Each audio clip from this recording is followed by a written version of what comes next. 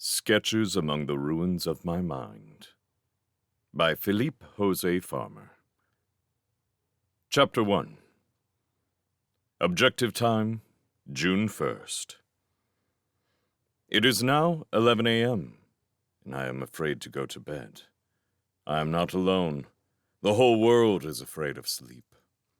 This morning, I got up at 6:30 a.m., as I do every Wednesday. While I shaved and showered, I considered the case of the state of Illinois against Joseph Lankers, accused of murder.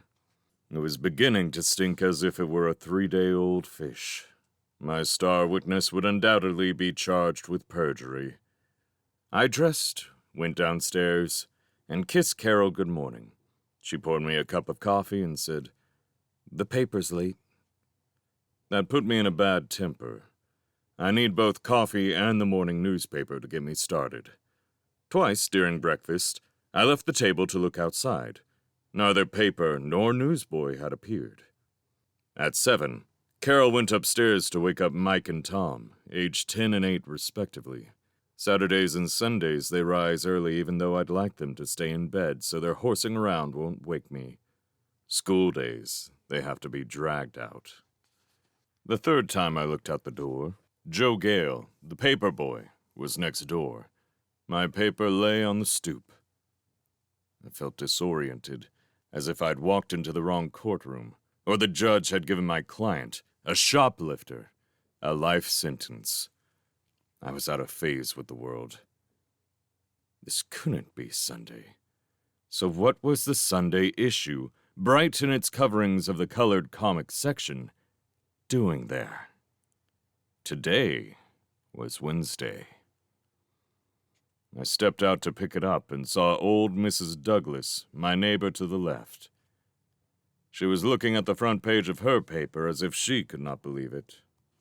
The world rearranged itself into the correct lines of polarization. My thin panic dwindled into nothing. I thought, the star has really goofed this time. That's what comes from depending so much on a computer to put it together. One little short circuit, and Wednesday's paper comes out in Sunday's format. The Star's night shift must have decided to let it go through. It was too late for them to rectify the error. I said, "Good morning, Mrs. Douglas. Tell me, what day is it?" "The 28th of May, she said. I think." I walked out into the yard and shouted after Joe. Reluctantly, he wheeled his bike around. "What is this?" I said, shaking the paper at him. "Did the Star screw up?" "I don't know, Mr. Franham," he said. "None of us knows, honest to God." By us, he must have meant the other boys he met in the morning at the paper drop. "We all thought it was Wednesday. That's why I'm late. We couldn't understand what was happening, so we talked a long time, and then Bill Ambers called the office. Gates, he's the circulation manager, was just as bongo as we was." "Were," I said. "What?" He said.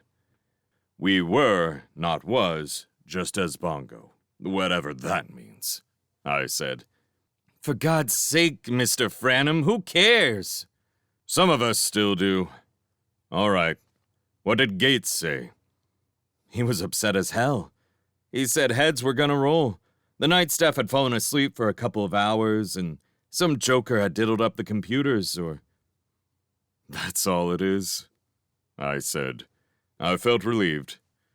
When I went inside, I got out the papers for the last 4 days from the cycler. I sat down on the sofa and scanned them. I didn't remember reading them. I didn't remember the past 4 days at all.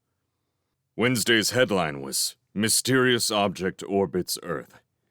I did remember Tuesday's articles, which stated that the big round object was heading for a point between the Earth and the Moon.